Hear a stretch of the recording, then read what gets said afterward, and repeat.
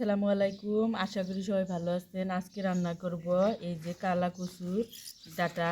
এই কালা কচুর ডাঁটা দিয়ে এই যে ছোট আলু দিয়ে শুটকি দিয়ে একটা ভাজি রান্না করব।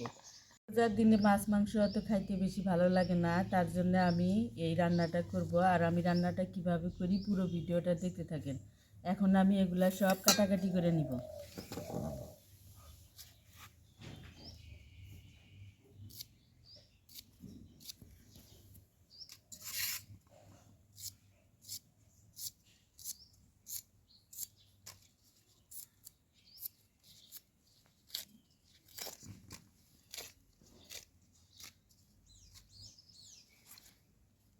এই ডাঁটাটা কত বড়! এটা এইটা এটা কিন্তু বেশি বড় হয়ে গেছে। এগুলা ইলিশ মাছ দিয়ে খাইতেও কিন্তু ভীষণ মজা লাগে। যেহেতু ইলিশ মাছ নাই, এখন শুধু খালি শুটকি দিয়ে রান্না করা লাগবে। আমার এই যে কচুর ডাঁটাগুলো কাটা শেষ হয়েছে, আমি কিন্তু পাতা সহকারে নিছি। এখন আমি আলুগুলো কেটে নিব। আলুগুলো একদম পাতলা পাতলা করে গোল গোল করে কেটে নিব। আর এই কচুর পাতা কিন্তু ডাঁটা সহকারে পাতা সহকারে রান্না করে খাইতে কিন্তু ভালোই লাগে।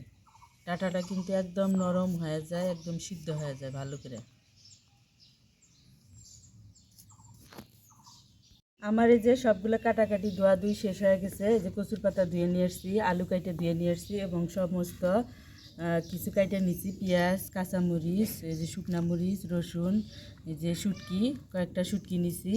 এখন আমি রান্নাটা বসিয়ে দিব। আমি কিন্তু প্রথমে বাগার দিয়ে রান্না করব না, বাগারটা আমি পরে দিব।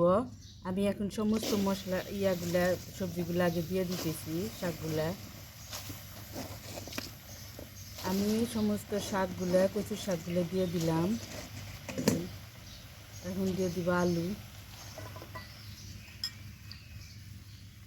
এই যে সবগুলা আমি একসাথে দিয়ে দিলাম। এখানে কিন্তু আমি একটা সাদা এলাচ আর একটা দারচিনি নিছি। এটাও কিন্তু আমি সব কিছু এই যে এর মধ্যে দিয়ে দিলাম। একে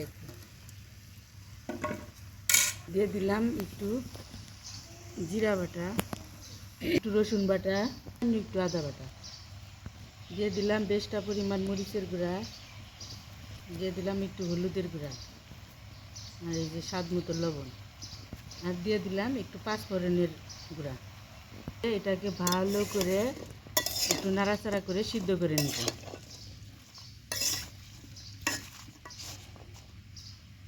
দিব এর মধ্যে পানি, পানি দিয়ে এটাকে সিদ্ধ করে নিব। আমি একটু নাড়াচাড়া করে নেই।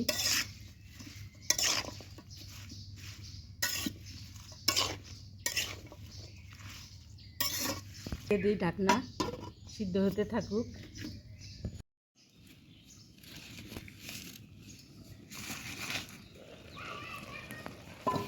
তরকারিটা আমার হাফ সিদ্ধ হয়ে গেছে। এখন এটাকে আমি এখন বাগার দিব। বাগার দিয়ে পরে পুরা সিদ্ধটা আমি করে নিব।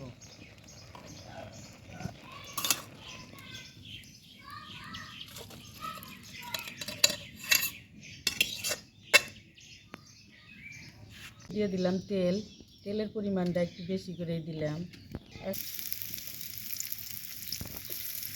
দিয়ে এটাকে ভালো করে ভাজে নিব। দিয়ে দিলাম আস্ত জিরা, পেঁয়াজ ভালো করে ভাজা হয়ে গেছে। এখন দিয়ে দিব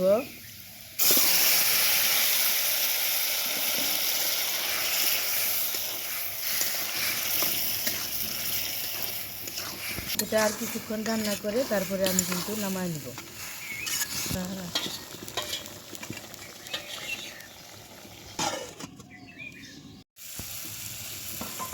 এই হয়ে গেল আমার কচুর শাক।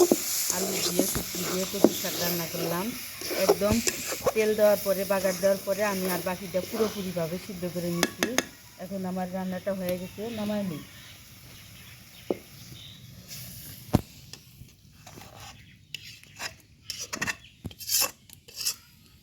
কি সুন্দর সেন্ট দাঁড়াইছে।